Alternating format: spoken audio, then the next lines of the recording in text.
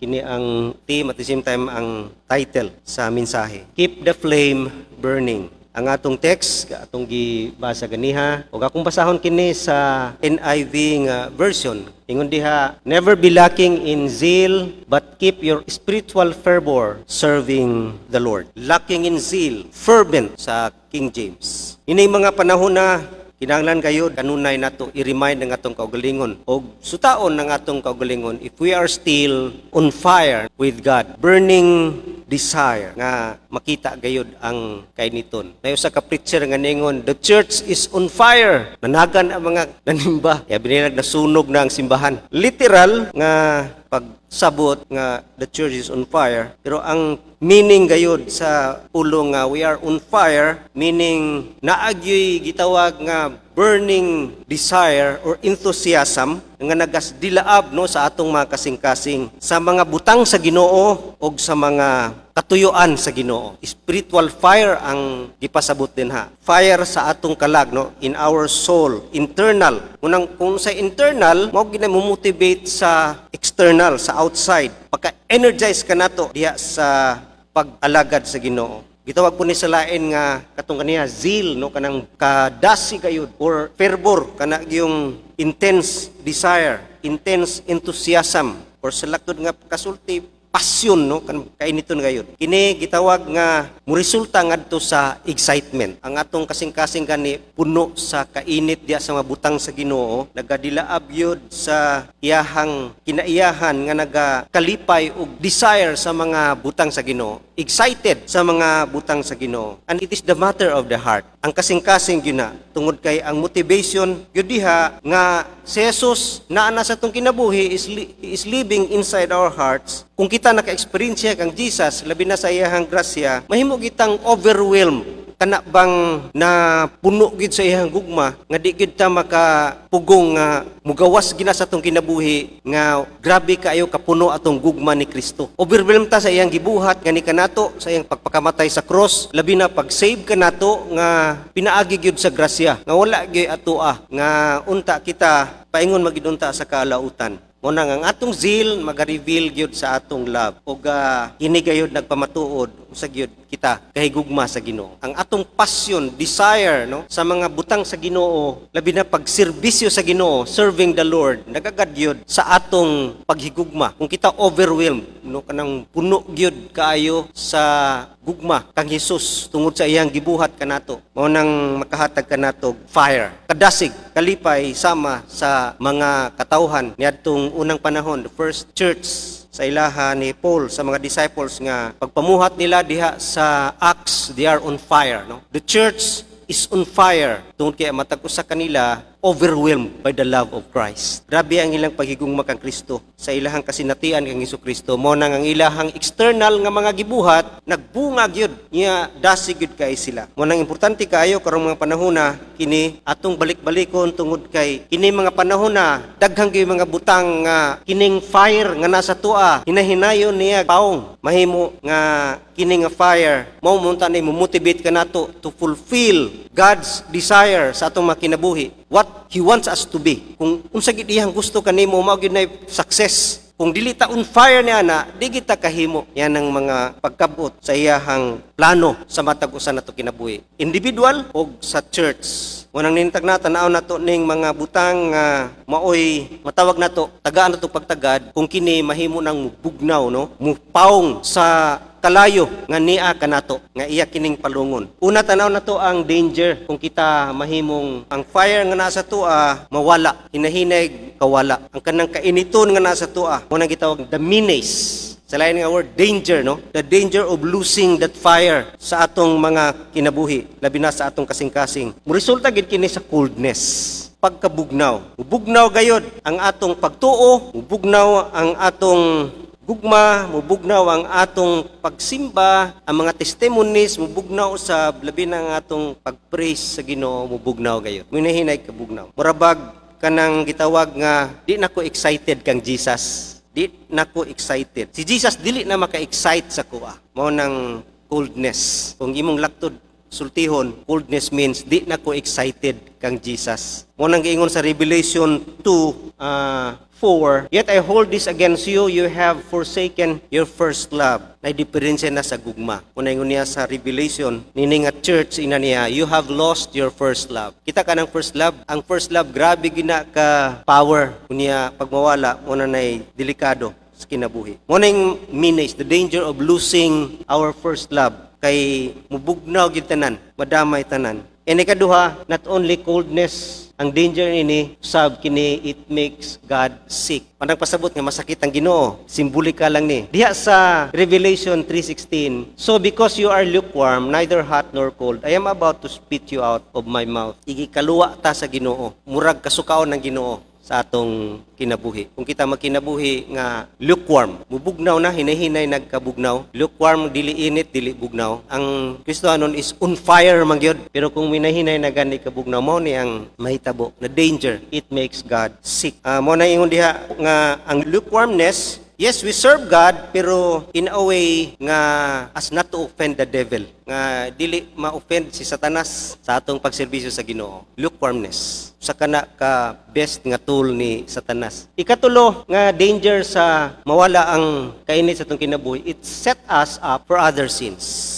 Kini mo paingon ka nato sa daghan pang sala, gikan gyud na sa lukewarmness, gikan sa pagkabugnaw. Musunod na ang tanan, mo ning gitawag siya, gihimo natong lukewarmness, the duck of the devil, ducking place ba? Diha magpanukad ang yawa, makabuylo sa atong kinabuhi. Mo nang the danger of coldness. Perting kuyawa gayod, no? Muhinay na ganitag kabugnaw diha sa Ginoo ug sa mabutang sa Ginoo, ang atong love hinahinay diminished. Muset ni sa uban pang mga daghang sala tato makinabuhi. Then last nga kadelikado ni, delikado ni kay di man ni dayon diha mawala. Delikado kay di dayon ka kahibalo nga ikaw nagakahinay. Slowly siya, dili siya instant. The fire cools down by degrees.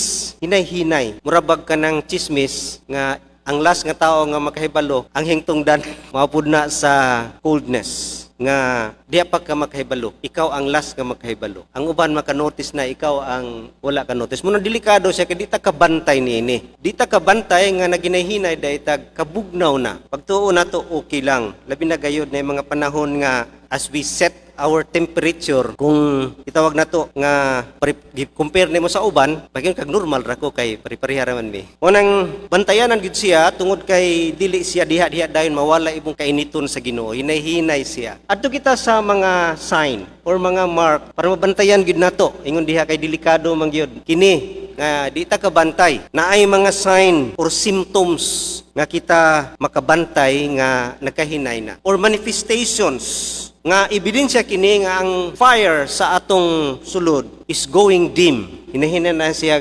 kaupos. Una, in sanctification sa atong pagtubo o pagkabalaan na ay mga panahon nga dili nato longing nga mahimong balaan. Hinahina na ta nga di na ta excited nga want to be holy. Wa ta naga-desire nga mahimong balaan. Ngunang isa nga bantayan na nagani na sa atong feeling, check na kay mark na siya. Sign na siya for coldness. Not excited in worship. Di na ganita excited nga magsimba sa Ginoo, mag-worship sa Ginoo, supposed to be nindot magika i-worship ang Ginoo. Basta on fire ta, basta puno ka, overwhelmed ka by His love. Ang thanksgiving, perting ninduta, salamat sa atong the 10 lepers, katong isang nga nibalik, grabing expression of thanksgiving and worship ang Jesus Christ. O katong babae nga gihingin la ni Jesus og 7 spirits, nag-worship gid siya pagmaayo. Tungod kay passion gina, burning desire gina, excited gid siya to worship God. Burden na kay nato mag-worship, delikado. It's the sign. Check our heart. I-check gudayon ng atong kasing-kasing kay delikado kana nga ang sa atong pagkinabuhi. Kung kita po make excuses no sa church, sa mga buluhaton sa church, sa mga attendant sa church, delikado po na siya kay sign na making excuses, sign of coldness nga nakahinay na ang atong fire nga sa atong sulod. In terms also of service, ato pong i-check ang atong joy of serving the Lord. Ngunahinay na ganin na atong kalipay sa pag-serve sa Ginoo, sa pagbuhat sa mga buluhaton, check your heart na dayon kay murag kana siya sign. Simptomas na ngunang pag makabantay ta, maka-recover dayon ta. Labi na sa sakit ug dali ma-diagnose, dili mo resulta sa dako pa kaayo nga balatian. Labi na ang cancer kung early ma-detect, dali ra siya ma-cure. Mao pud ni nga tan-aw nato atong pag-serve kung nawala na ba atong excitement sa pag-serve. Mo nang bantayan gayud kay usahay kining excitement na alang pirmiro. Labi na kita kasagaran gyud no sa tao. Bago ta naluwas, perting dasiga gyud. On fire gyud manangyaw bisan pag dili timing, bisan pag lisod kaayo, mag-ulan man. Kuan kaayo gyud no kanang gitawag na to. Okay, bago pa man na mo na man dai kuan. Ingana gyud no, the joy, excitement of serving the Lord because puno man ka, ubiro man ka, presko pa man sa imuha ang gugma sa Ginoo nga imong nasinati. Mo nang nindot gyud kaayo. Mo nang pagmuhinay na gana imong pag-serve sa Ginoo, watch out tungod kay kana usa ka symptoms. Usa sa mga symptoms kita naga-decline spiritually. Nagkahinay na gani ang atong pag-alagad nga we are not already doing our best. We are not doing our best. Kay basta on fire ka, you are doing your best. Yun, unang bantayanan. Bisag kinsa, no? Bisag kami mga pastors, ginatanaw gina always kay usahay mao kanay mga tools gid ni Satanas nga di ta kabantay. Excited sa pagpamuhat nga dasi kayo doing the best ug excited kanunay in serving the Lord no ug self-centered. Hinahinay na ganay tag sentro sa itong kaugalingon. Bantayan gina nga sign. Self-centered meaning it's all about me. Labi na sa church, it's all about me. Sinyalis na nga we are drifting. Nagkabugnaw ang kalayo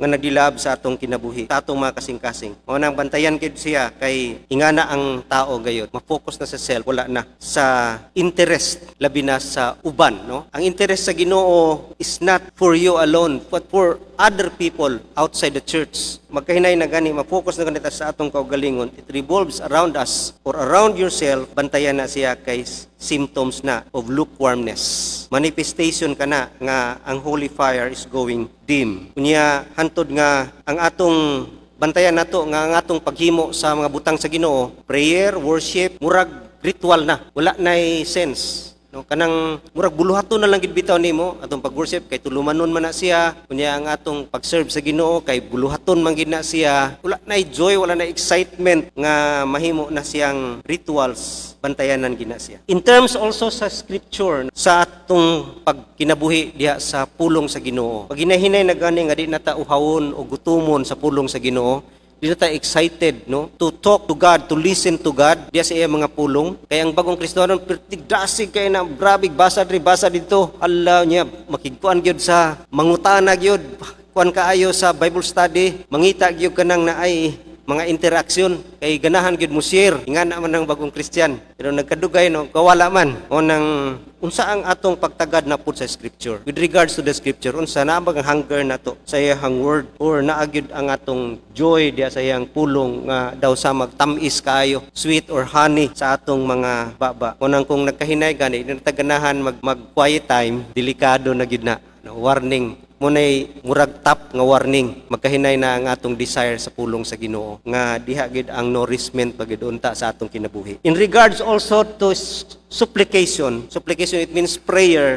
Kapuya na kanay ta mag-pray or di na ta kaayo excited mag-pray to talk to God, pour out no diha sa Ginoo privately, delikado na gyud. Isa po na kasinyalis nga usa ka dako ging instrumento na ni Satanas kining di kita makigistorya sa Ginoo. Dili kayo concern si Satan unsa ang imuhang status or position sa church. Concern siya kung mag-pray ka. Mo nang umuhinay gani ni isa ka na gyud ka sinyalis. Tanaw ginato ang atong prayer life. Kumusta akong prayer life? Passionate pagyapon ko makigistorya sa Ginoo. Passionate pa ko nga mag-pray sa uban, mo connect sa uban Kristohanon, makig-uban di sa paggampo. Mo na usa ka pangutana nga angay tan-awon kay kung magkahinay na isa na ka sinyalis. Then in terms also of sacrifice, kumusta atong pagkinabuhi diha sa Ginoo, naabot gyud sakripisyo nga atong gibuhat for the things of God. Daghang kaayo gyud nga mga butang nga nagkinahanglan sa atong sacrifice diha sa mga butang sa Ginoo. Nang kumusta atong kinabuhi, kumusta ang atong pag-sacrifice diha kaniya. Kay kung passionate ka, ang passionate gani ang naagani ang burning desire o man na nagbali sa iyahang gipanghatag, gipanghimo, pangbuhat, kapoy ba na pero wala na di na bation tungod kay kung gugma ng patigbabaw kana mga sacrifice di na siya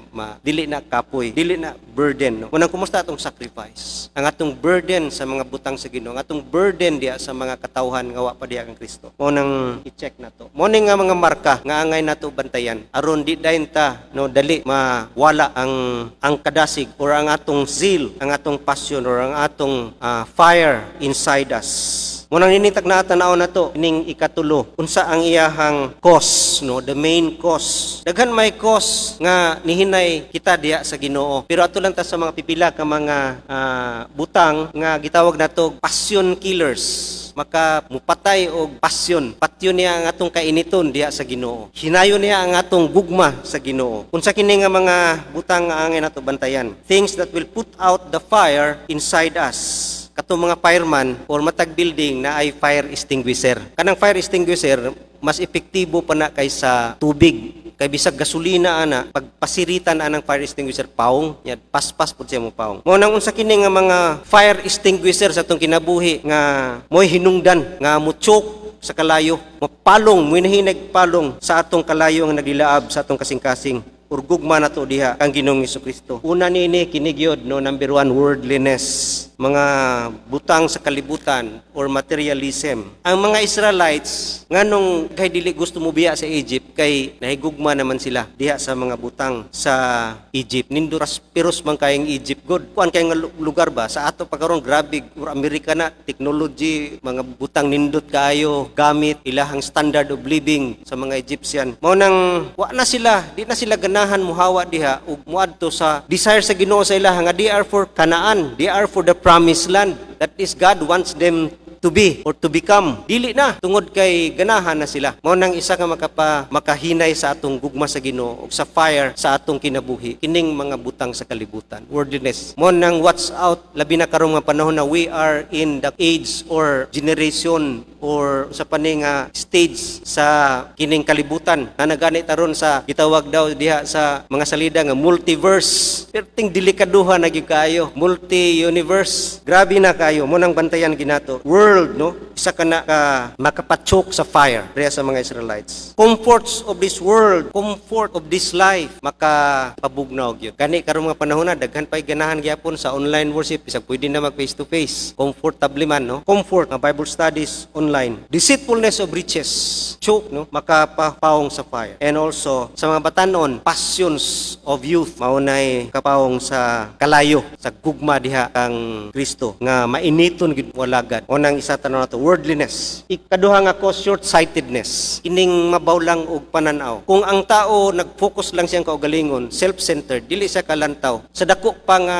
potential kayang mahimo. Ang mga Israelites kung nagtanaw lang sila sa present, wa sila magtan-aw sa kanaan unsa kanindot, unsa ang ilahang kondisyon dito. They are free sa Egypt, mahimo silang slave. Dito they are free, they have their own government, sila ang power dito. Wa man nila naglantaw. Naraman sila naglantaw sa present kanindot, makay okay na kay diri sa Egypt. O nang short-sightedness, no? Nga ma-focus lang ta sa atong self ug di kita sa what God is doing sa atong kinabuhi ahead and what God is doing sa mga kinabuhi ngadto sa uban ini mga panahon na. Og kita na focus lang diri or sa atong kaugalingon mo nang wa man tay inspiration, wa man tay excitement kundi hara ta kutob. Ang tawo nga way ambisyon, wa man nay kuan ra man na adhira gud ta kutob. Short-sightedness usa na nga makapapawong sa kainiton. Pero kung naa kay gina-pursue nga goal, mas muinit pa gyud ka, mas muinit pa gyud kay gusto gid kabuton usa desire sa Ginoo sa iyahang kinabuhi. Mo nang short-sightedness usa ka cause sa pagkapalong. Kaduha sin, sala. Duol ra kayo ang Kanaan, duol ra ang promised land gikan sa Egypt. Pero ito pila ka years, no? Sobra 40 years nga kaya ra unta na duha ka buwan. It took 40 years, more than 40 years sa mga Israelites to reach the promised land. Tungod kay daghang kay sila nahimo nga dili gyud gusto ang Ginoo. Sala, no? Mo nang nahimo silang captive tungod kay kanunay sila ma-fall diha sa pagpakasala. Mo nang sa atong makinabuhi bantayan gini siya. Cause sa coldness kini mga sala, selfishness, defilement, corruption, no, sa atong kinabuhi. Hinay gud ang atong fire diha sa Ginoo and the things of God. Kini ika-upat, pressures of this life makapahinay pud ni daghan tag problema, pirti daghay dili gyud kahimo sa mga bulaton sa Ginoo tungod kay daghay problema, pressures of life, mga problema sa kinabuhi, challenges makapabugnaw sa atong fire. Mga discouragement, daghang kaayo gyud nga dili nakapadayon tungod kina discourage nang luod. Mo nang mga pressure sa kinabuhi, mga challenges, mga pressure man gud mo flood mo gud sa atong heart, kadtong kainiton sa heart matabunan siya. Daghamay naghatag og pressure niini. May mga problema, naay mga labi na kini mga negative people, no? Maka-pressure sa imuha nga makapahinay sa imong pagpangalagad, makapahinay, no, sa imong suga o sa imong kalayo, ya sa imong kasing-kasing. Unang niingon gyud si Paul kan Timothy dia sa 1 Timothy 4:7 nga, do not hang out with negative people kay muhik ka, muhinay imong fire. Nganang pressures of life sa kana nga makapahinay gyud. Ika-5, neglect kini ang dako pud kaayo nga makapahinay sa atong kalayo. Burning desire sa mga butang sa Ginoo ug sa pag-alagad sa Ginoo. Nganuman kay sama sa plants, ginaalagaan man gid ng plants para mutubo. Bisag asa nga things, bisag dili ting friendship, ginaalagaan gina-nourish para gid na siya mutubo. Sa kalayo pod, nanad naman ta karon og stove sa una kay kahoy magyud. Dungagan magidi mo nagsugnod para mas buylo pag yung kalayo. Daghan ang sugnod, kusog kayong siga. Pero biyaan nimo, di nimo huypon sa mahitabo. Hinahinay ka paong tingala ka wa na imong linungag, nahilaw kay gibiyaan man tuwa man nag-email. O mao na ang sahay neglect, no? It means sa atong kinabuhi usa gitawag ni nga indifference, apathy. Pasagdan lang, no? Apathy usa ka tools ni Satanas gyud para muhinay ang atong fire diha sa Ginoo. Indifference ayo pagtagad nina pasagdi na. Munang apathy is not state of mind, it is state of the heart. Diferensya gyud na kasing-kasing. Munang bantayanan gyud siya. Neglect, naghay cause pod sa neglect, no? Kung dili lang apathy, usab na ay nagneglect kay tapulan kayo. Idleness mo na ingon sa atong text nga kinahanglan gyud siya haguan gyud. Paghagoy kag dilig sa tanom para siya mo mudako, no, mamulak. Mao pud na sa atong kinabuhi. Laziness ingon diha sa Proverbs 8:9 nga isa na nga makaput off the fire sa atong kinabuhi kung kita wala nagtagad nini o kita wala nagahimog mga nag-exert og effort, no? Pagsugnod sa kalayo, paghuyop sa kalayo, kinahanglan gid nagpaningkamot. Neglect mo na itawag niya. It takes discipline, no? To keep the fire burning sa atong kinabuhi, it takes great care and discipline aron kita maka-maintain nga maka-supply og fire nga di siya mahimong wala natay pagtagad niya na. Neglect. Ka last is compromise. Ang compromise para sa mga Israelites, nakapahinay gud nila. Kay sila, simba sa Ginoo, simba pug Dios. Sa pagkinabuhi usab, sila nagkinabuhi sa Ginoo, nagkinabuhi po sila sa pagkinabuhi sa mga tao diya sa Egypt. Mao nang compromise. Ang kasing-kasing good, matunga na gani, makahinay sa fire. Mao nang ang atakiyon ni Satanas ang atong heart yun, tungod kay gusto niya matunga. Nga. Di gud kaayo, grabe, pero tunga lagi. Ang compromise good, gamay lang kayo. Sala, pero gamay ra. Sama nang, para madali og process, sige, bayad na lang ko do. For the sake of security, power, bayad na lang ta para ma-promote, bayad na lang ta para makasulod og trabaho. Compromise, meaning ang atong standard ginalower nato, ang truth ginalower nato, nga di na ginakabubuton sa Ginoo. O na makapahinay gyud sa atong fire kung kita naga-compromise. Not lowering our standard, retain integrity, no, character, regardless of the cost. O nang ingon diha nga di kita mo compromise. Kay ang compromise can quench the flame nga nasa atong kinabuhi. Pag ma-quench ang flame, mudim po ang atong bisyon, unsay tama, unsay mali, muhinay po ang atong desire sa Ginoo. O nang kini nga mga butang, maog yung mga cause. Mo bantayan na nato nga kini mga butang nga mag-prevail, no, sa atong makinabuhi. Mo nang importante gid kaayo, no, nga we keep the fire burning. Karon mga panahon na importante gyud tungod kay ang danger grabe gud kaayo. Mo nang ato gyud ning paningkamutan. Unsaon gid nato ni ato ta sa last, which is the medicine, the cure,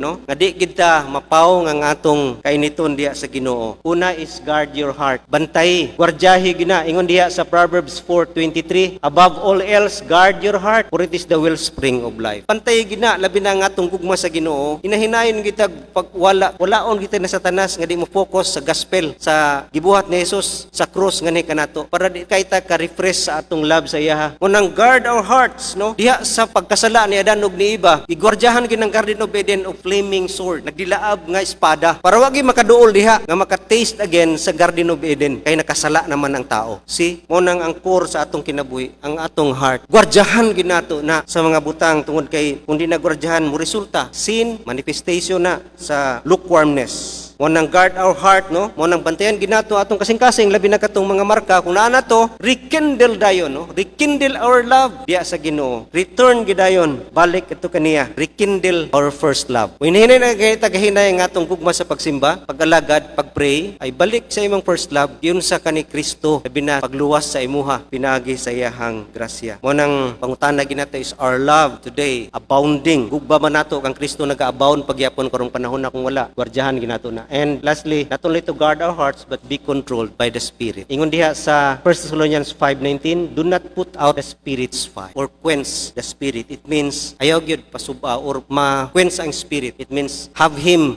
the control no sa atong mga kinabuhi. Ug makita nato kung buhaton nato kini no. Way makapugong kanato sa katuyuan sa Ginoo sa matag usa kanato sa iglesia o sa kinatibukan. Ug daghan ang mabless. Ang fire musiga dilaab ngadto sa uban ug daghan pod magdilaab labi na sa pagkinabuhi diha kang Ginoong Hesukristo. Mao nang keep the fire burning. Whatever nga mohinder, mopahinay ni ato ginimbuntugon and the flame must go on. Magampo ta.